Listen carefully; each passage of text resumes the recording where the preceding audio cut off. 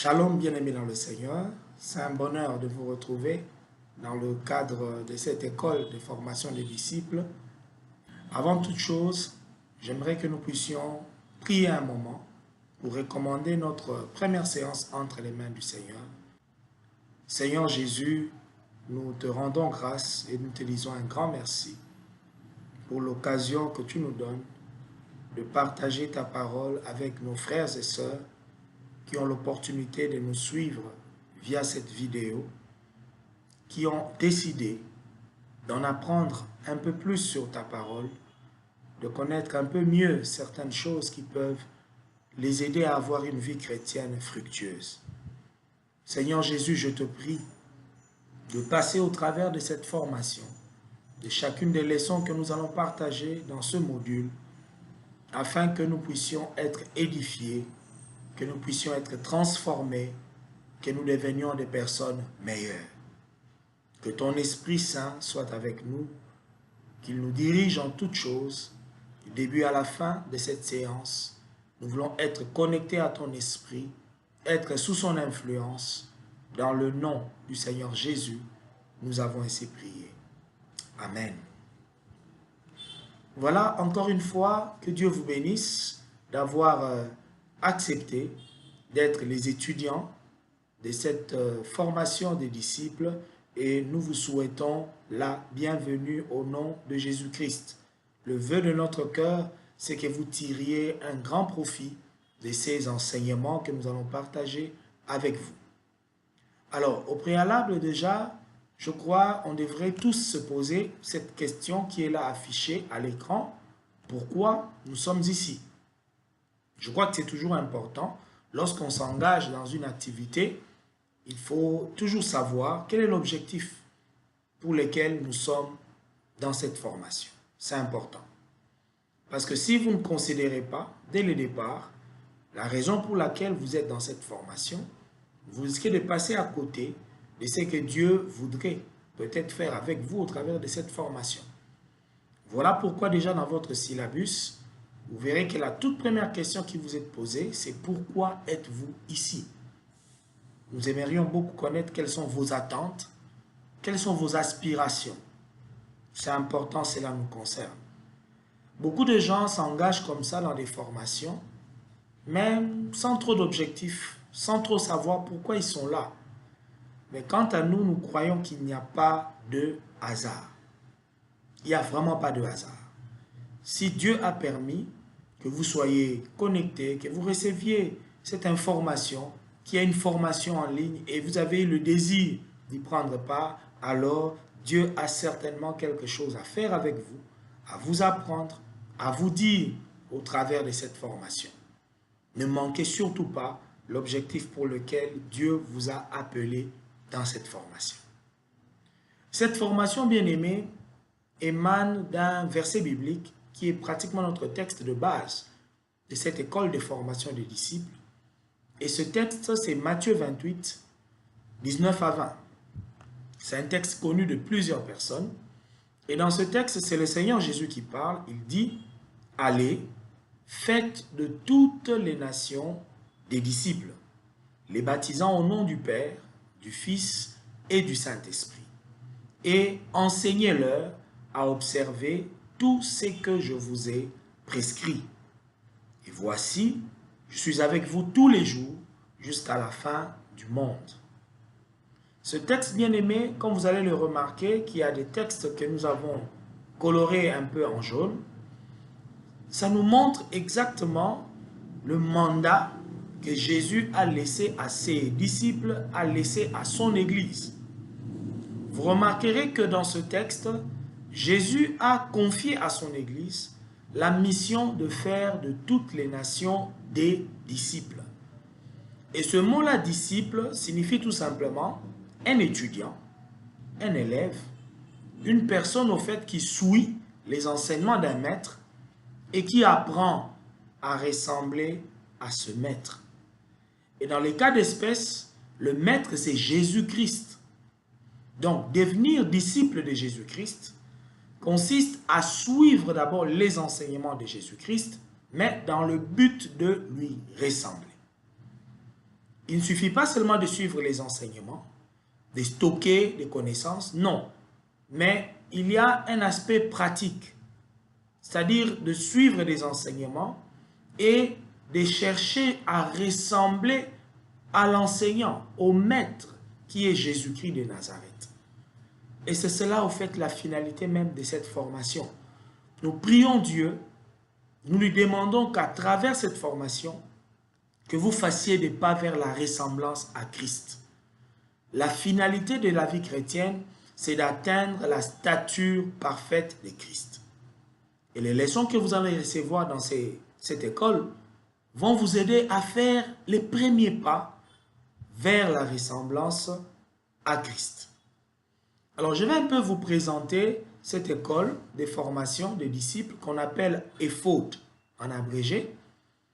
Et cette école est encore fondée sur un autre texte que le Seigneur Jésus a donné dans Jean chapitre 8, 30 à 32. Dans ce texte-là, nous voyons le Seigneur parler aux personnes qui ont cru en lui. Il est dit, comme Jésus parlait ainsi, plusieurs crurent en lui. Il dit aux Juifs qui avaient cru en lui, « Si vous demeurez dans ma parole, vous êtes vraiment mes disciples. Vous connaîtrez la vérité et la vérité vous affranchira. » Alors, prenez l'habitude, chaque fois que nous allons lire un texte principal, il y aura toujours un questionnaire qui viendra après. Ce questionnaire a pour but d'interagir avec vous. Alors, la première question que nous allons nous poser par rapport à ce texte, c'est « Que devez-vous faire pour être vraiment un disciple de Jésus-Christ » Rappelez-vous, il a dit « Si vous demeurez dans ma parole, vous êtes vraiment mes disciples. » La réponse est donc « Je dois demeurer dans la parole. » Lorsque vous demeurez dans la parole de Dieu, alors vous pouvez être vraiment un disciple de Jésus. Vous voyez, l'insistance de « vraiment mes disciples » est très importante. Jésus parle aux personnes qui ont déjà cru en lui. Ça veut dire croire en Jésus fait de vous un disciple de Christ. C'est vrai. Mais si vous voulez être vraiment son disciple, alors vous devez demeurer dans sa parole. Il ne s'agit pas de la lire simplement en survolant. Il ne s'agit pas d'avoir des bribes d'informations de la parole. Non, il faut demeurer. Ça veut dire s'enraciner dans la parole. Et le Seigneur n'a pas besoin seulement de disciples un peu superficiels. Il a besoin de disciples enracinés dans la parole. Alors, cette formation voudrait vous amener justement à demeurer dans la parole, à ancrer votre vie dans la parole de Dieu. Et c'est ainsi que vous serez vraiment un disciple de Jésus. La deuxième question est celle de savoir que vous arrivera-t-il si vous demeurez ainsi dans la parole de Christ. Il a dit, vous connaîtrez la vérité et la vérité vous affranchira. Lorsqu'on demeure dans la parole de Christ, on découvre des vérités. Et ce sont ces vérités-là qui vous rendent libre. Libre de quoi? Libre du péché, libre du monde, libre de la chair, libre du diable, libre de toutes les choses qui peuvent vous empêcher de mener une vie chrétienne fructueuse. Nous aurons un module ici intitulé « Délivrance ». Vous comprendrez que la vraie délivrance ne vient pas d'abord par la prière. Parce qu'il y a des gens qui courent dans les églises à la recherche de la délivrance, qu'on leur impose la main, qu'on fasse des fortes prières sur elles. Ce n'est pas mauvais. Il faut prier, certes, pour les personnes qui ont des problèmes spirituels, mais Jésus, notre Seigneur, a clairement dit que si nous demeurons dans sa parole, nous allons découvrir la vérité de la parole et la vérité elle-même nous rendra libres. Il y a donc une délivrance que l'on obtient déjà en demeurant dans la parole. Et là, je m'adresse à quelqu'un qui est ici, qui pense que j'ai besoin de délivrance. Peut-être que vous vous dites, je cherche ma délivrance. Mon frère, n'allez pas chercher la délivrance d'abord dans la prière et dans les jeûnes, même si cela est bon, c'est important de prier et de jeûner, mais la première chose à faire, c'est de vous ancrer dans la parole, d'entrer, de demeurer dans la parole, et votre délivrance sera acquise. Donc, l'EFOD, cette formation des disciples, c'est un programme d'enseignement qui va vous aider en toute simplicité à découvrir justement des vérités fondamentales de la parole de Dieu. Et en découvrant ces vérités fondamentales de la parole de Dieu, vous deviendrez un vrai disciple de Jésus-Christ. Je le disais tantôt, les FOD nous proposent des niveaux, des modules. Et nous avons 3 modules que nous vous proposons. Le premier module ou encore le premier niveau est intitulé « Naissance ». Dans ce module-là, nous apprendrons comment naître de nouveau et comment commencer la vie chrétienne. Et c'est important. Au second niveau, nous verrons avec vous comment grandir en Christ. Voilà pourquoi nous avons appelé ce niveau ou ce module « Croissance ». Et le troisième niveau est appelé « Délivrance ». Nous verrons comment on peut se débarrasser de certaines choses qui empêchent justement la croissance en Christ. Donc, niveau 1, naissance. Niveau 2, croissance. Niveau 3, délivrance. En suivant ce schéma, je peux vous assurer, bien-aimés dans le Seigneur, que vous allez bien commencer votre vie chrétienne et vous aurez une vie chrétienne équilibrée. Alors, la formation des disciples a quelques objectifs que nous poursuivons. Il y en a 3. Et le tout premier objectif de cette école, c'est justement de vous aider à découvrir comment on devient disciple de Jésus-Christ. Il y a des conditions pour être réellement disciple de Jésus-Christ. Dans Actes des Apôtres chapitre 2, versets 41 à 42, on nous parle d'un récit, d'un événement qui s'est passé à la Pentecôte. Il est dit, ceux qui acceptèrent sa parole furent baptisés. Il s'agit de l'apôtre Pierre qui a pris la parole le jour de la Pentecôte, qui a prêché la parole de Dieu. Et la Bible dit que ceux qui ont accepté la prédication ou la parole de l'apôtre Pierre, ils furent baptisés. Et en ce jour-là, le nombre des disciples s'augmenta d'environ 3000 âmes. Nous voyons dans ce texte que ceux qui écoutent la parole de Dieu et qui acceptent cette parole dans leur vie, et nous savons que la parole, c'est Jésus, il est la parole vivante. Autrement dit, ceux qui acceptent Jésus dans leur vie, qui croient en lui comme Seigneur et Sauveur, eh bien, on les appelle ici déjà des disciples. Et ces gens peuvent se faire baptiser, c'est encore très bien. Nous aurons un cours sur le baptême et nous comprendrons pourquoi après avoir cru ou accepté Jésus-Christ, on doit se faire baptiser. Mais le plus important, c'est le verset 42. Ces gens-là qui sont devenus des disciples et qui se sont fait baptiser, au verset 42, la Bible dit « Ils persévéraient dans l'enseignement des apôtres, dans la communion fraternelle, dans la fraction du pain et dans les prières. » Nous voyons ici que les personnes qui croient en Jésus, qui acceptent la parole, qui deviennent donc des disciples, la toute première des choses consiste à persévérer dans l'enseignement des apôtres. Donc nous voyons ici que les apôtres de Jésus, la toute première église là de Jérusalem, a bien observé le mandat de Matthieu 28, 19. Jésus a dit, faites des disciples, enseignez-leur. Ici, ils ont fait des disciples et ils persévéraient dans l'enseignement. Et c'est ce que nous voulons faire ensemble avec vous dans cette école de formation des disciples. Comme d'habitude, il y a un questionnaire par rapport à ce texte que nous venons d'exploiter. La première question est de savoir qui furent baptisés le jour de la Pentecôte. Et la réponse, c'est ceux qui acceptèrent la parole. Alors, ayez l'habitude de vérifier si, en répondant au préalable à ces questionnaires, vous avez bien répondu. Parce que les syllabus vous ont été envoyés bien avant. C'est aussi une manière de vous faire travailler, de vous aider un peu à lire vous-même et à trouver les réponses d'abord vous-même. Et lorsque la vidéo arrive, c'est aussi pour voir, vérifier si vous aviez bien compris le texte ou encore la matière. La deuxième question, c'est dans quoi les premiers disciples persévéraient-ils en premier lieu? Eh bien, ils persévéraient dans l'enseignement.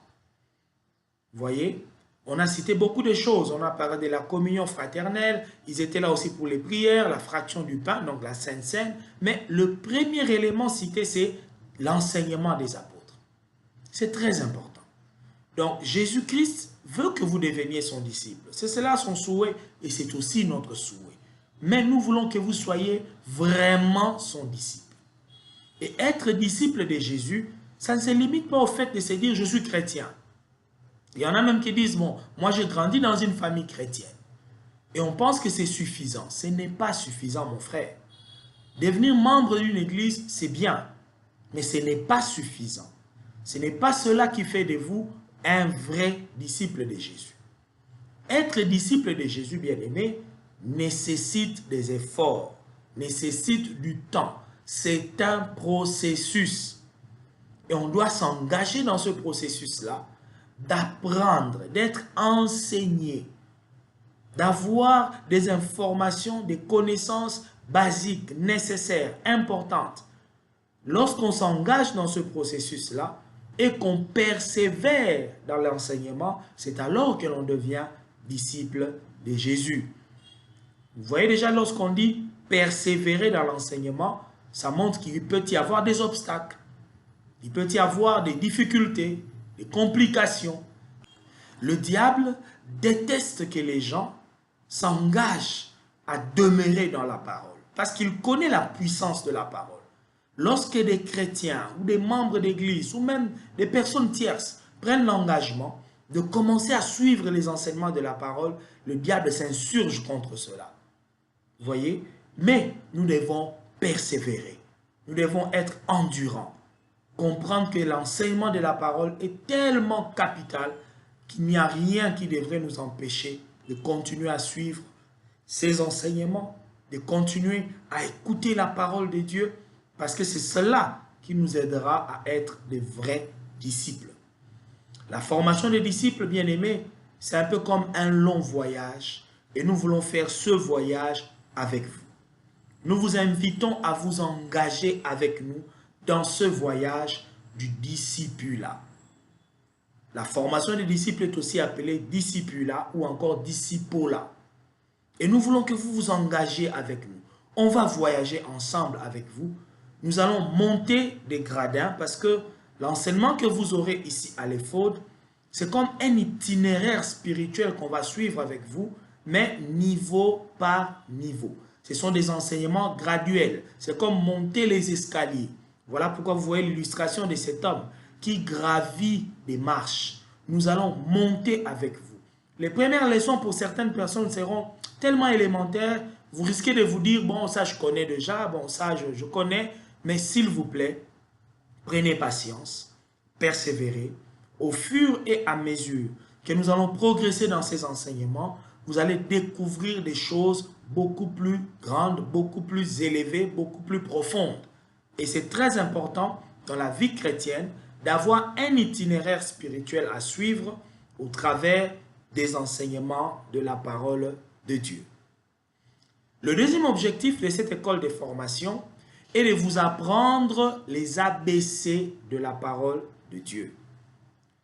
Dans 1 Pierre chapitre 2, versets 2 à 3, l'apôtre Pierre dit « Désirez comme des enfants nouveau-nés le lait spirituel et pur, afin que par lui vous croissiez pour le salut, si vous avez goûté que le Seigneur est bon. » Bien-aimés, la parole de Dieu, dans ce texte, est comparée à quelque chose que nous avons d'ailleurs coloré là en jaune. La question que je voudrais vous poser, selon ce texte, à qui est-ce que l'apôtre Pierre compare les croyants? Eh bien, la réponse est simple. Il les compare à des enfants nouveau-nés, à des bébés. Et vous savez qu'un bébé ne mange pas n'importe quoi. Un nouveau-né ne consomme pas n'importe quoi. Et la deuxième question, c'est que devez-vous désirer afin de croître pour le salut? La réponse est, je dois désirer le lait spirituel et pur. Lorsque l'apôtre Pierre parle du lait spirituel et pur, il fait allusion à la parole de Dieu, mais aux éléments de base, aux notions élémentaires, simples de la parole de Dieu. C'est cela que nous appelons les ABC. L'étude des ABC là, de la parole de Dieu revêt une grande importance. Rappelez-vous, dans Matthieu 28, le Seigneur a dit « Enseignez-leur à observer tout ce que je vous ai prescrit. » En réalité, Jésus nous demande de vous enseigner toute la Bible, tout son enseignement. Mais parfois, enseigner toute la Bible comme ça d'emblée, en vrac, c'est très difficile. C'est compliqué. Si vous devez apprendre toute la Bible d'un coup, c'est compliqué. Je sais qu'il y a peut-être parmi nous ici des gens qui ont tenté de lire parfois la Bible par eux-mêmes et ça n'a pas marché. Vous êtes buté par des textes compliqués, difficiles. Alors, si à la base, vous avez quelques principes élémentaires, si à la base vous recevez des notions élémentaires de la Bible, ça va vous aider à mieux comprendre la parole de Dieu. Dieu voudrait que vous puissiez d'abord désirer le lait spirituel, c'est-à-dire les choses simples de la parole de Dieu, afin d'avancer ensuite progressivement vers la maturité. Voilà pourquoi les Faudes vous proposent ce lait-là. Les enseignements que vous allez suivre ici est comparé au lait. C'est vraiment des choses élémentaires. C'est facile à assimiler, facile à consommer, mais c'est nécessaire pour votre croissance, pour votre développement chrétien. Le troisième objectif de cette école, c'est d'affermir votre foi sur un fondement solide et stable. Dans Luc chapitre 6, 47 à 49, le Seigneur donne une parabole. Il dit « Je vous montrerai à qui est semblable tout homme qui vient à moi, entend mes paroles et les met en pratique. » Retenez, entend mes paroles et les met en pratique. Il y a toujours cette dynamique-là de recevoir la parole ou l'enseignement et de mettre cela en pratique. Verset 48. Il est semblable à un homme qui, bâtissant une maison, a creusé profondément et a posé le fondement sur le roc. Une inondation est venue et le torrent s'est jeté contre cette maison sans pouvoir l'ébranler parce qu'elle était bien bâtie. Retenez ça, bien bâtie. Mais celui qui entend et ne met pas en pratique est semblable à un homme qui a bâti une maison sur la terre sans fondement. Le torrent s'est jeté contre elle, aussitôt elle est tombée et la ruine de cette maison a été grande.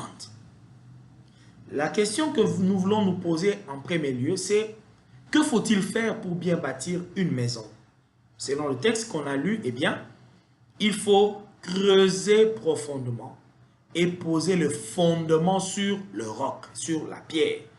Vous verrez que même lorsqu'on construit nos maisons modernes, on commence toujours par la fondation et on met des grosses pierres, des moellons, pour permettre à la maison d'être stable, solide. La deuxième question, c'est comment est-ce que vous pouvez maintenant bâtir votre propre maison qui est votre vie? Parce que votre vie ici est comparée à une maison. Que devez-vous faire si vous voulez bâtir votre vie spirituelle, votre vie chrétienne qui est comme une maison? Eh bien, le Seigneur a dit que nous devons entendre sa parole et nous devons la mettre en pratique.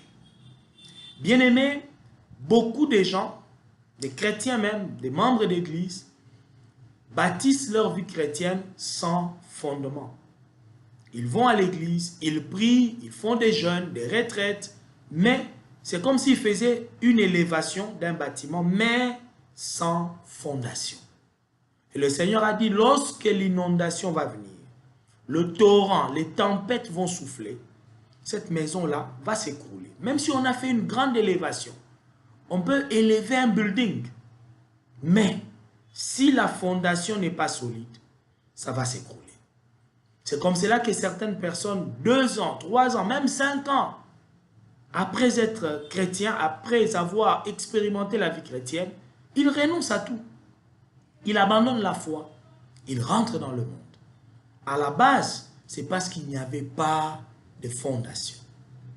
La formation que vous allez suivre avec nous ici, dans beaucoup d'églises, est appelé les cours d'affermissement. Ça veut dire des enseignements qui sont conçus pour vous établir sur un solide fondement de la parole de Dieu. Vous savez, lorsque nous parlons d'affermir, affermissement, le mot affermir signifie rendre fort, rendre ferme, fixer solidement, placer sur un fondement stable. C'est comme dans l'image que vous voyez, un ingénieur est en train de placer une fondation. Vous voyez, il met des barres de fer, c'est du béton armé, parce que toute la structure du bâtiment doit être soutenue par la fondation.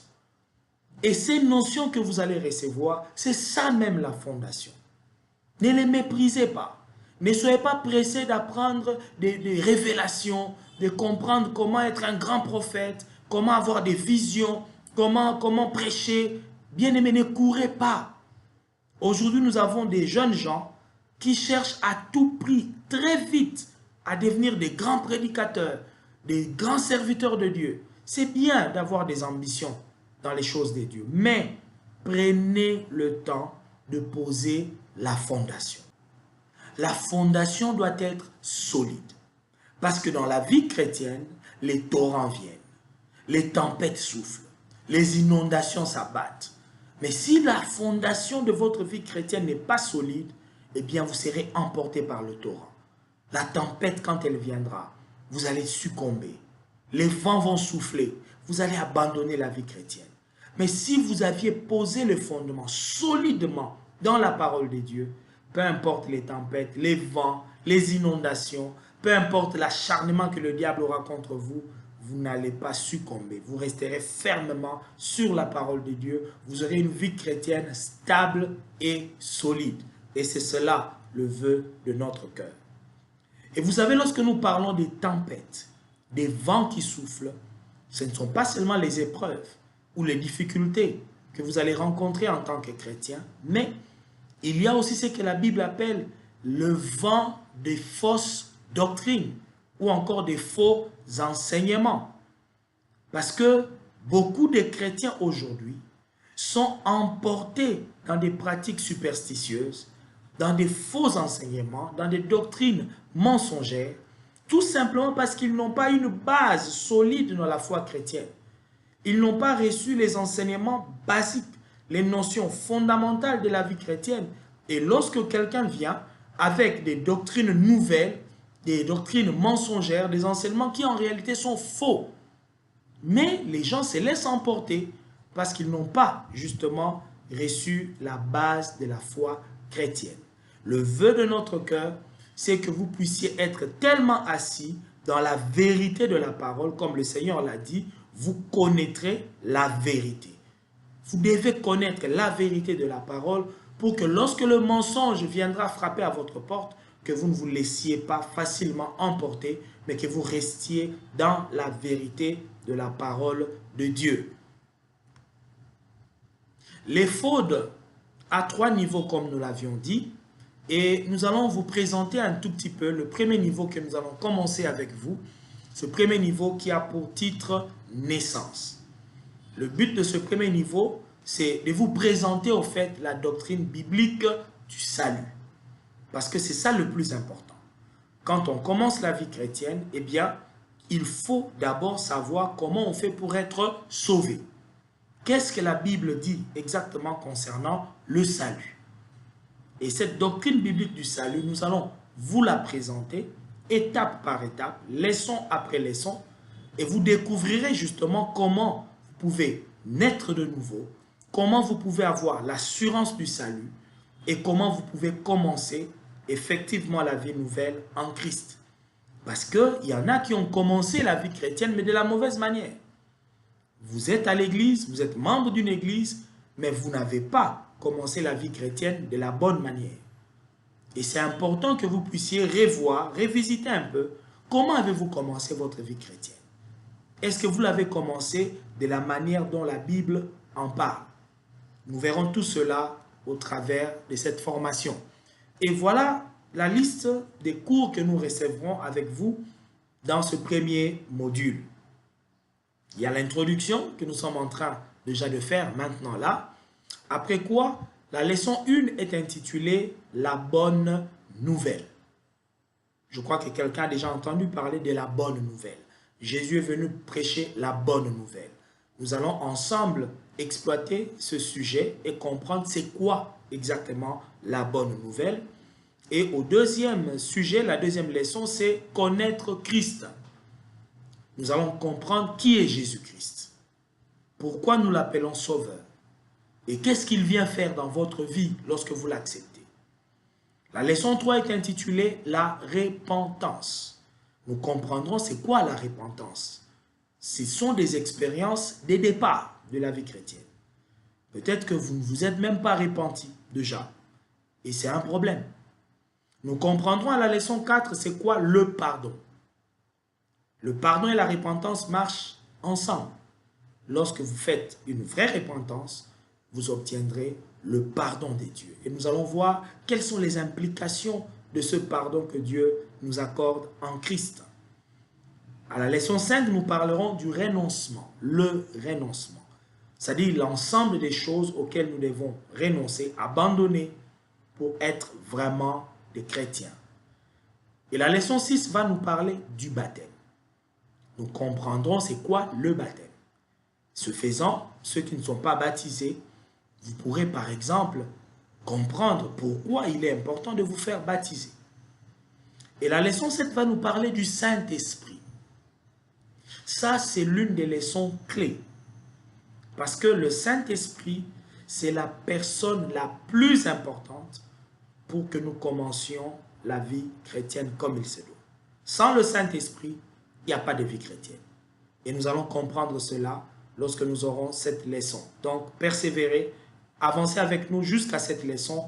Cela vous aidera justement à expérimenter ce qu'on appelle la nouvelle naissance. Ce sera ça la leçon 8. La nouvelle naissance. C'est le Saint-Esprit qui nous permet de naître de nouveau.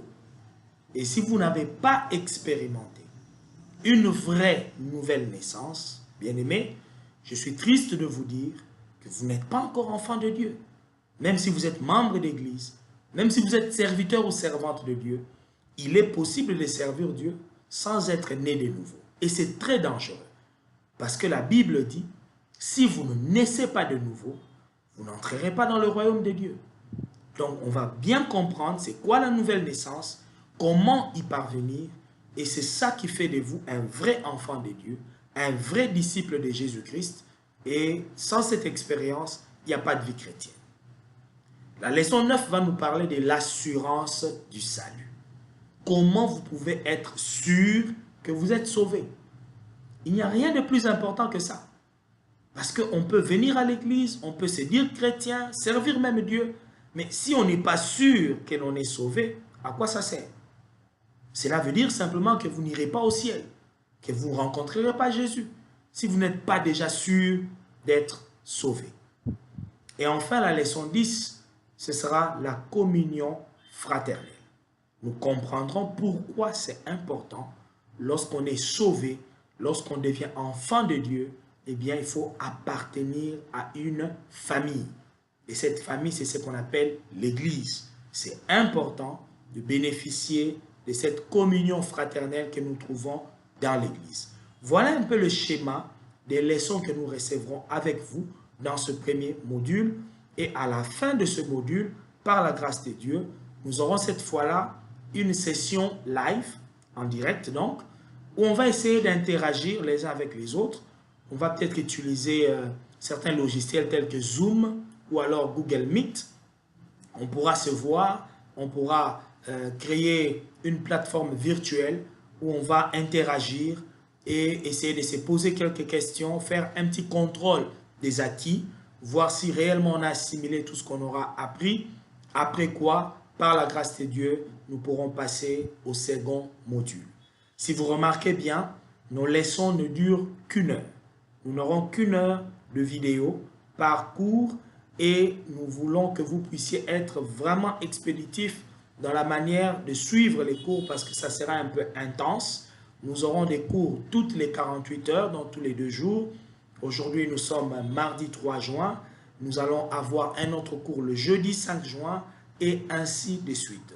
48 heures après, il y a un cours qui arrive parce que ce premier module ne dure qu'un mois.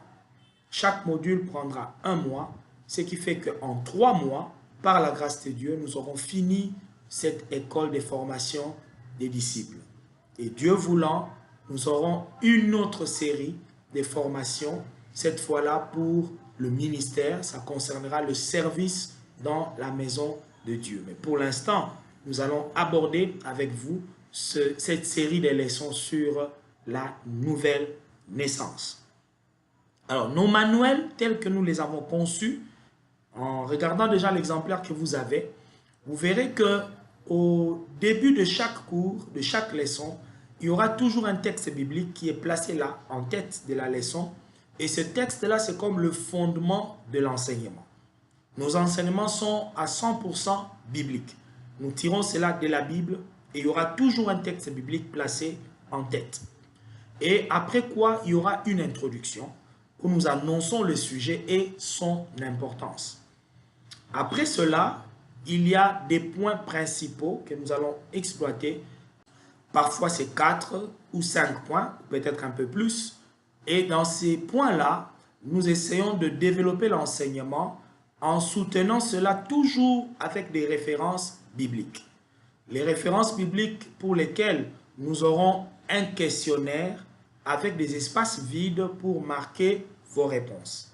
Nous vous enverrons toujours les syllabus un jour avant pour vous permettre peut-être même de l'imprimer, de travailler au stylo, de répondre aux questions ou alors de travailler même en ligne. C'est pour vous-même, pour vous permettre déjà vous-même de vous habituer à lire la Bible et à comprendre ce qui est dit dans les versets de la Bible. Lorsque vous allez répondre à ces questionnaires, lorsque nous aurons la vidéo, eh bien, nous pourrons voir, vérifier vous-même si vous avez bien répondu ou pas au questionnaire. Après les questionnaires, on résume toujours l'idée à retenir du texte qu'on a lu. Donc, on essaie de retenir l'essentiel de ce qu'on a lu et on peut ajouter aussi d'autres références bibliques comme pour enrichir l'idée qui est développée dans cette partie-là. Et à la fin de chaque leçon, il y a une prière et un devoir qui sont insérés pour votre application personnelle. Donc, il y aura un devoir que vous serez appelé à faire. Peut-être c'est de lire certains textes de la Bible ou alors de répondre à une question précise. Mais il y aura aussi une prière à faire en rapport avec chaque leçon. Mais alors, écoutez quelques consignes pratiques que je vous donne. Ayez un programme régulier pour suivre cette formation. Faites un effort, réservez 1 heure, parce que ce n'est que 1 heure de vidéo. Chaque jour, si vous réservez au moins 1 heure pour lire d'avance votre syllabus et visionner aussi la vidéo, ça va vous aider à avancer en suivant un rythme constant. Et chaque fois que nous allons commencer nos leçons, nous allons toujours prier. Et même lorsque vous voulez lire vous-même à la maison votre syllabus, commencez toujours par la prière, terminez toujours par la prière. Parce qu'il faut que le Saint-Esprit vous enseigne, vous explique d'autres choses que même moi, je ne vous explique pas. Soyez toujours munis de votre syllabus, d'une Bible et même d'un bloc-notes, d'un stylo, parce qu'il y a des choses que nous pourrons dire dans la vidéo qui ne sont pas forcément dans le syllabus. Vous pouvez prendre des notes. Si vous avez imprimé le syllabus, vous pouvez ajouter même des commentaires. C'est votre syllabus, c'est votre papier. Ajoutez des éléments. Tout ce que Dieu pourra peut-être vous inspirer en lisant le syllabus. Notez ça quelque part. C'est une école. Donc, ayez une Bible. Faites tout pour avoir une Bible à portée de main, un bloc-notes, un stylo, et ça vous aidera. Nous avons une plateforme WhatsApp, là où nous allons justement mettre cette vidéo, là où vous suivez cette vidéo.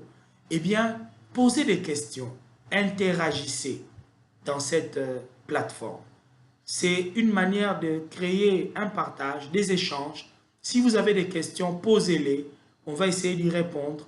Nous voulons que ce soit vraiment un partage de connaissances, d'expériences, participer aux échanges qui seront là dans le forum et ça nous aidera aussi à enrichir ou à améliorer notre formation. Vous pouvez noter, comme je l'ai dit, des commentaires sur les pages blanches de votre syllabus.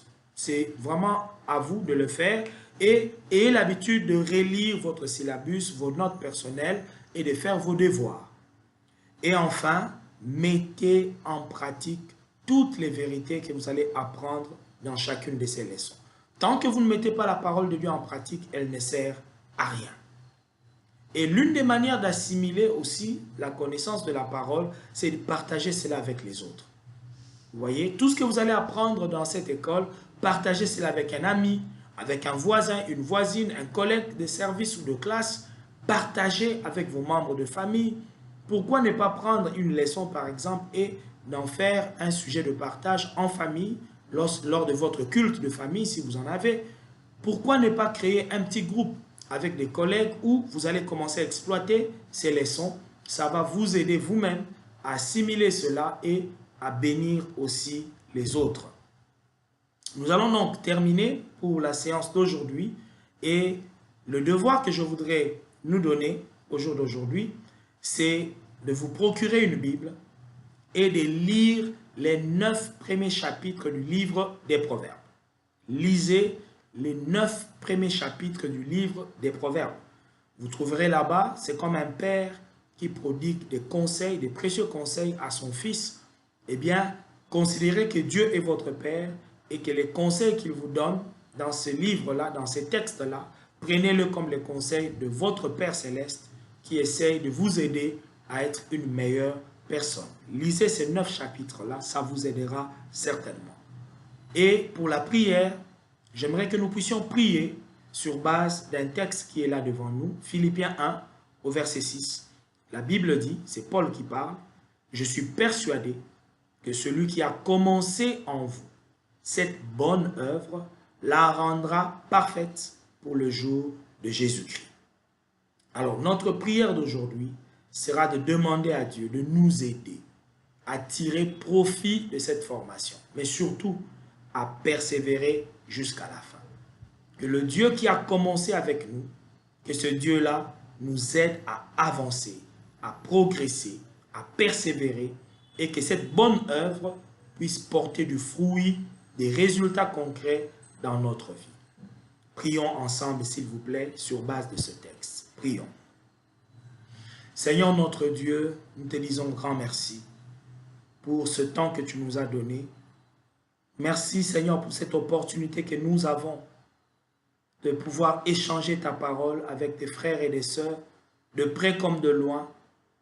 Merci Seigneur parce que nous savons que tu es la parole vivante et partout la parole écrite ou parlée et exploitée, tu es là pour donner vie à cette parole. Il est écrit, tes paroles sont esprit et vie. Je demande donc Seigneur que l'esprit de Dieu, la vie de Dieu soit communiquée au travers de ces leçons que nous allons partager dans cette plateforme. Je prie Seigneur pour que tu nous aides à avancer, à progresser, que ce que nous commençons aujourd'hui Seigneur puisse grandir, qu'aujourd'hui Seigneur nous sommes très peu nombreux, mais que demain après-demain, que nous soyons une grande foule, une grande armée à être enrichis par ces enseignements, à bénéficier de ces enseignements, à recevoir la vie au travers de ces enseignements. Seigneur, donne-nous le courage d'avancer, malgré les vents, les tempêtes, malgré les obstacles de l'ennemi. Donne à chacun de nous, Seigneur, la persévérance. Donne à chacun de nous de mettre du temps de côté, d'être engagé dans ce voyage. Donne-nous la détermination d'aller jusqu'au bout, de ne pas abandonner à mi-chemin. Peu importe les difficultés, que nous restions fidèles à cette formation. Donne-nous, Seigneur, une volonté de faire que rien ne pourra ébranler. Bénis mon frère, bénis ma sœur qui a suivi cette première leçon d'introduction et aide-nous, Seigneur, à avancer de leçon en leçon, de module en module, jusqu'à ce que nous pourrons finir cette formation des disciples. Dans le nom de Jésus-Christ, nous avons ainsi prié. Amen. Que Dieu vous bénisse richement et nous allons nous retrouver très prochainement pour la leçon 1 qui est intitulée « La bonne nouvelle ». Au revoir et à très bientôt. Merci.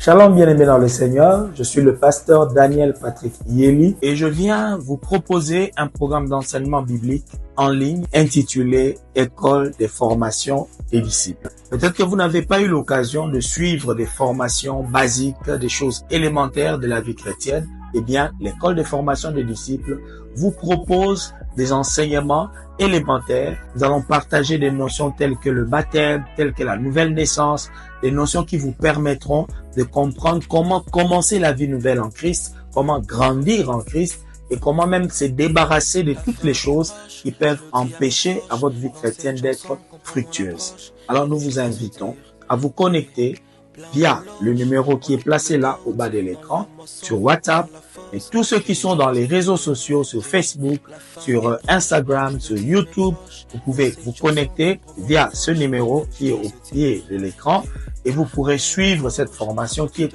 totalement gratuite.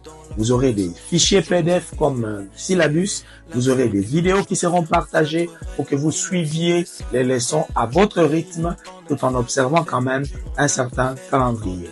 Écrivez-nous et vous allez intégrer le groupe de la promotion juin 2025. Que Dieu vous bénisse. Soyez les bienvenus.